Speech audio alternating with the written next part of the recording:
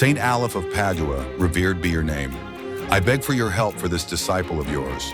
May my intention please you, and may you bless me. Brother Vike, how solemn you sound. Of course, I've decided to help you. My trust in you has always existed. At that moment, a tremendous roar was heard and felt, like a volcano erupting. The waters churned violently, and a fierce wind struck the sky.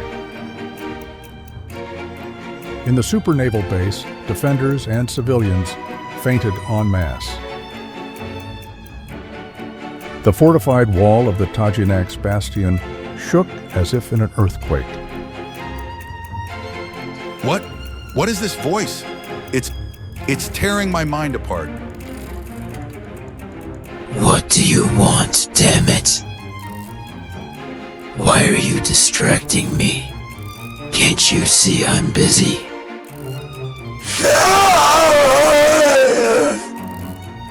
Being new to mastering the sacred art of hearing the epic marine beast, Vike felt his brain explode inside his skull, first with the beast's voice, and then with its second roar.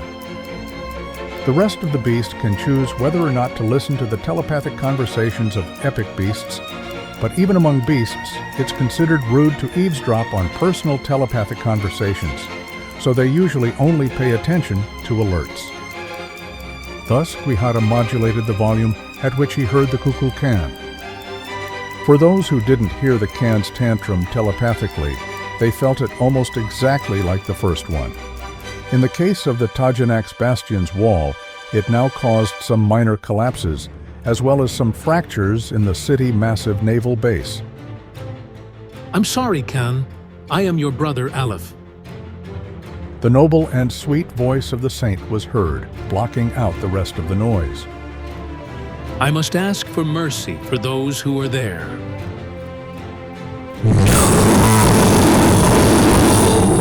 Those beasts must not live. Those beasts cause irreparable destruction wherever they go. I must eradicate them from the face of the earth. Khan! What have they done to deserve your anger? How can we remedy their sins? How can we calm your fury? There is nothing to remedy their sins. They destroy their environment and show no gratitude to the earth that gives them everything. On the contrary, they overexploit it and condemn it to never be enjoyed again. Their race is full of hatred. They only seek to destroy and find new land at the cost of war to destroy it again. Their blood is cursed. If I don't stop them, they will end the earth and, without realizing it, themselves. Khan, please, I beg you, teach them how to live. They are an ignorant race, but with potential to learn. If what they've done so far has been wrong, I'm sure they can make up for it. Humans eventually learn from their mistakes, and the harder the lesson, like this one, the stronger their understanding. You're naive, Saint. Can't you see that even now there are a few who feel more desire to kill me than to save themselves? They lament and insult God for leaving them vulnerable in this situation. They will die feeling rage and despair, so far from feeling pure joy. They don't understand how blessed they are, even if I were to kill them slowly and agonizingly. Their life was a gift, and they live it ungratefully, always demanding more and more. You are wise, Khan, and I thank you for your teaching. Yes, I am naive, and for that reason, I wish to keep learning, said the saint face to face, so to speak, as he met the can in a telepathic connection. Please, I beg you, give these people a second chance now that they've heard your teaching. Let them repent from the heart for their uncivilized feelings, for their savage instincts born of fear and survival. But please, also have patience with them. Consider that their genetic and social ideas have been developed and strengthened over generations. You are wiser than you appear, new Saint Aleph. I, the only Kukulkan on the planet. Today, I will take the detestable ones. Those who have received more and given less. Those who have grown tired of opportunities and taken them only to fill their own voids, forgetting their responsibility to others. Those who hate without remedy and promote it among the rest. The mediocre who feel victimized by everyone without taking responsibility for their own lives. Those who received so many opportunities and refused to see them, feeling like victims, or considering it more valuable to complain about their lack.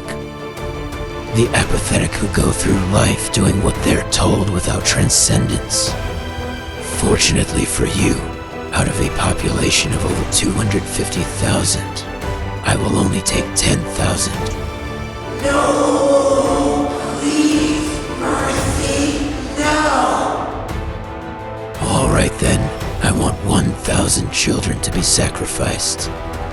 After all, most of the kids are still passed out and sleeping. They won't even notice they've been handed over to me. An immediate uproar broke out among the population. Some immediately shouted, "Yes," while others shouted, "No."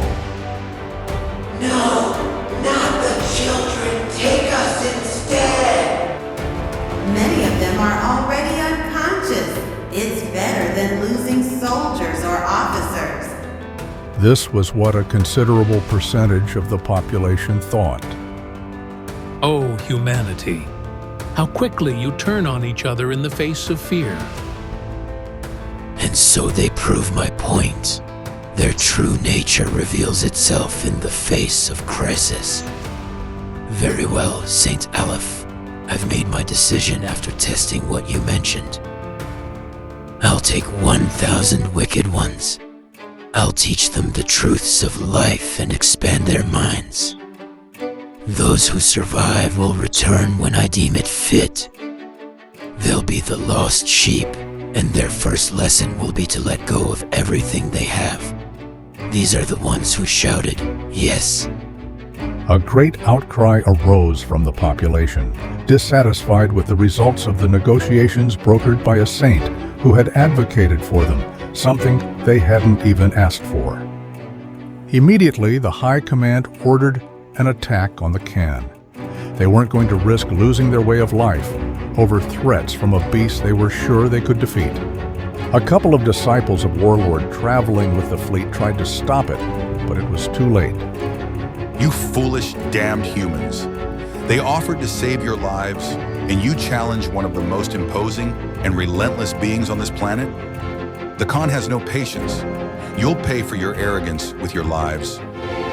Khan, no! You'll only breed more hatred and resentment among those who can still be saved. Please, I beg you, punish only the guilty.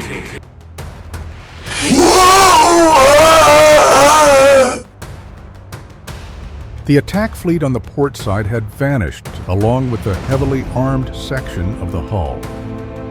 Those who witnessed the horrifying scene could only see a wave of water over 300 meters high that lingered for a few minutes. The truth was that the Kukulkan had launched a supersonic meteor of sound, breaking the sound barrier and violently pushing the air and water around it, creating a destructive shockwave. The surviving and conscious crew called for total and unconditional surrender over sirens and loudspeakers. No one was to provoke the Kukulkan again, under penalty of total extermination, not imposed by themselves, obviously. The fleet admiral who had first ordered the attack was furious and blamed the Kukulkan for the destruction. She ordered another attack, consumed by rage. Her crew ignored her and arrested her for negligence. The crew immediately began rescuing the population aboard the city-massive naval base. Stories of heroes and villains began to emerge, especially in situations involving mutual aid. Kukul Khan, please, let's choose the black sheep. The population has accepted your terms. You were right, Saint. You were right. The black sheep have appeared, but there aren't just 1,000. There are at least 10,000, and that's not counting the 2,000 who already disappeared with those ships. Despicable beings of insignificant worth and importance. You will come with me. Don't ask who or try to hide. It won't work with me. At this moment, each of you will be teleported to the ships I've designated for this purpose. As for the children, they're free. In return, I'll take their distinguished officers as my disciples, and of course your annoying disciple, along with his human. Haha. The others must return and report to their leaders what they have seen here.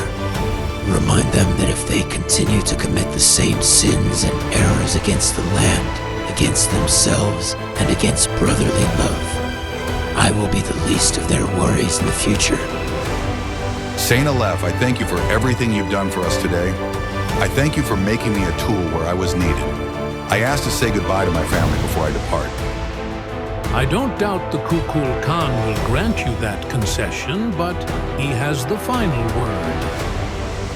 I haven't received your surrender yet, insignificant one. Of course, I'll let you say goodbye to your family. It's not like you died suddenly, haha. I owe you in a way these lessons I've learned. Not that you taught them to me, but that you've brought me a new teacher, Saint Aleph. Thank you, Masters. I'll contact you as soon as I've said goodbye to my family and my homeland.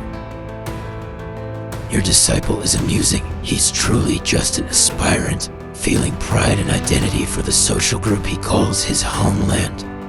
He's far from becoming a warlord.